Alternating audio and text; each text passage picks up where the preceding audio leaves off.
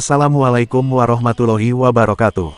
Sahabat sukses, awal mula kurban, kisah ketaatan Nabi Ibrahim alaihissalam dan Nabi Ismail alaihissalam kepada Allah subhanahu wa ta'ala. Hari besar keagamaan bagi umat muslim ini jika dalam kalender Islam diperingati setiap tanggal 10 Zulhijjah. Idul Adha atau juga biasa disebut Idul Kurban tentunya juga memiliki sejarah panjang di mana dikisahkan pada zaman Nabi Ibrahim alaihissalam saat akan menyembelih putranya, Ismail, sebelum akhirnya diganti dengan seekor kibas domba oleh Allah subhanahu wa ta'ala. Sebelum masuk ke sejarah kurban, ibadah kurban bisa dimaknai dengan sebuah bentuk kepasrahan seorang hamba kepada Allah untuk mendekatkan diri kepadanya. Perintah untuk berkurban ini telah digariskan oleh Allah subhanahu wa ta'ala dalam Al-Quran. Sesungguhnya kami telah memberikan nikmat yang banyak. Maka dirikanlah salat karena Tuhanmu dan berkurbanlah. Quran Surat Al-Kautsar ayat 1 dan 2. Perayaan Hari Raya Idul Adha tidak lepas dari pemotongan hewan kurban. Asal mula kurban berawal dari lahirnya Nabi Ismail alaihissalam. Pada saat itu dikisahkan bahwa Nabi Ibrahim alaihissalam tidak memiliki anak hingga di masa tuanya, lalu beliau berdoa kepada Allah. Ya Tuhanku, anugerahkanlah kepadaku seorang anak yang termasuk orang-orang yang saleh. Quran Surat Asy-Syaffat ayat 100. Sewaktu Nabi Ismail alaihissalam mencapai usia remajanya, Nabi Ibrahim alaihissalam mendapat mimpi bahwa ia harus menyembelih Ismail putranya.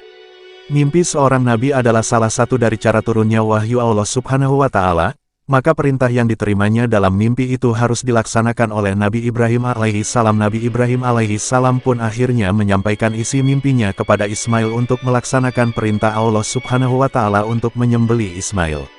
Ibrahim berkata, "Hai anakku, sesungguhnya aku melihat dalam mimpi bahwa aku menyembelihmu, maka fikirkanlah apa pendapatmu." Ismail menjawab, "Wahai bapakku, kerjakanlah apa yang diperintahkan kepadamu. Insya Allah engkau akan mendapatiku termasuk orang yang sabar." Quran Surat Asy-Syaffat ayat 102. Nabi Ismail meminta ayahnya untuk mengerjakan apa yang Allah perintahkan. Dan beliau berjanji kepada ayahnya akan menjadi seorang yang sabar dalam menjalani perintah itu. Sungguh mulia sifat Nabi Ismail alaihissalam, Allah memujinya di dalam Al-Quran. Dan ceritakanlah, hai Muhammad, kepada mereka kisah Ismail, yang tersebut di dalam Al-Quran. Sesungguhnya ia adalah seorang yang benar janjinya, dan dia adalah seorang Rasul dan Nabi. Quran Surat Maryam ayat 54. Nabi Ibrahim lalu membaringkan anaknya dan bersiap melakukan penyembelihan. Nabi Ismail alaihissalam pun siap menaati instruksi ayahnya. Nabi Ibrahim alaihissalam dan Nabi Ismail alaihissalam nampak menunjukkan keteguhan, ketaatan dan kesabaran mereka dalam menjalankan perintah itu.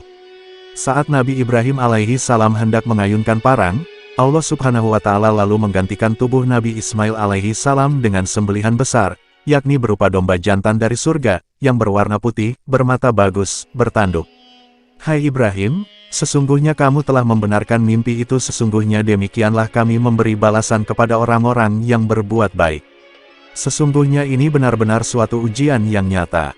Dan kami tebus anak itu dengan seekor sembelihan yang besar. Quran Surat Asy-Syaffat ayat 104-107. Kejadian tersebut merupakan suatu mukjizat dari Allah yang menegaskan bahwa perintah perkorbanan Nabi Ismail alaihissalam itu hanya suatu ujian bagi Nabi Ibrahim alaihissalam dan Nabi Ismail sampai sejauh mana cinta dan ketaatan mereka kepada Allah subhanahu wa ta'ala. Ternyata keduanya telah lulus dalam ujian yang sangat berat itu. Nabi Ibrahim alaihissalam telah menunjukkan kesetiaan yang tulus dengan perkorbanan putranya untuk berbakti melaksanakan perintah Allah subhanahu wa ta'ala.